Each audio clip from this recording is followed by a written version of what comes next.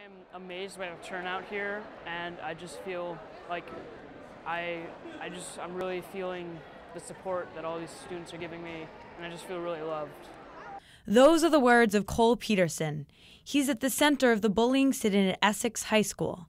On Sunday, he says he was physically harassed for being openly bisexual. Over 300 students gathered to support the 15-year-old freshman, cheering, making buttons, and wearing Team Cole t-shirts.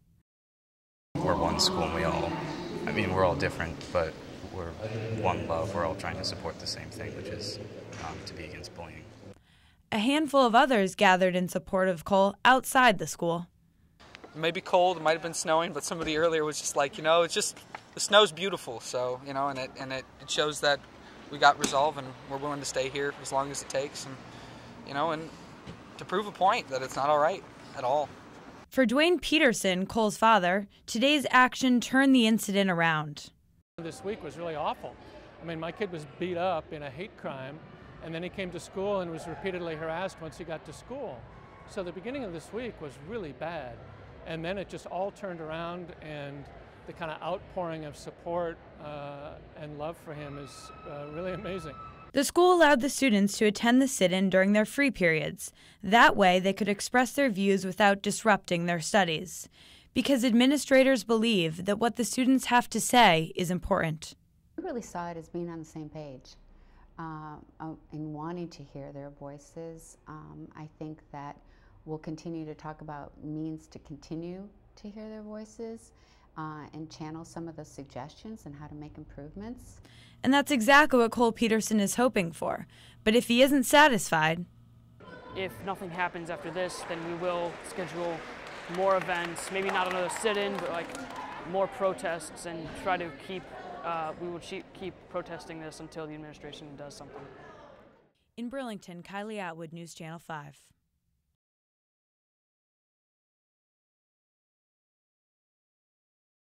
The driver was going almost 90 when he was pulled over in Middlesex last September, but soon the state trooper turned his attention to the two men in the back seat. Danilo Lopez, a migrant worker, was one of those questioned that day. The issue was whether the troopers questioned Lopez because of race or reasonable suspicion of criminal activity. A police review panel found no fault with the trooper. Migrant farm supporters cried foul. And the truth is, a lot of Vermont farmers rely on undocumented workers like Lopez to milk the cows each day.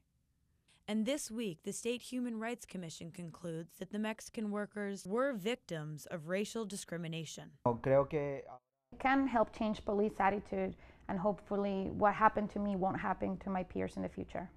But the state police director, Tom Lesperon, says the commission did not have all the facts and never interviewed the trooper involved in the traffic stop. The ruling will have zero bearing on the direction state police are now moving on bias-free policing. Since then, the governor's office has formalized a new policy that directs state troopers not to identify anyone whose only suspicion is that they're in the U.S. illegally. Still, he acknowledges that had the governor's new policy of look the other way been in place that day in September, Lopez would have been let go. Instead, he faces a deportation hearing in Boston next week. In Burlington, Kylie Atwood, News Channel 5.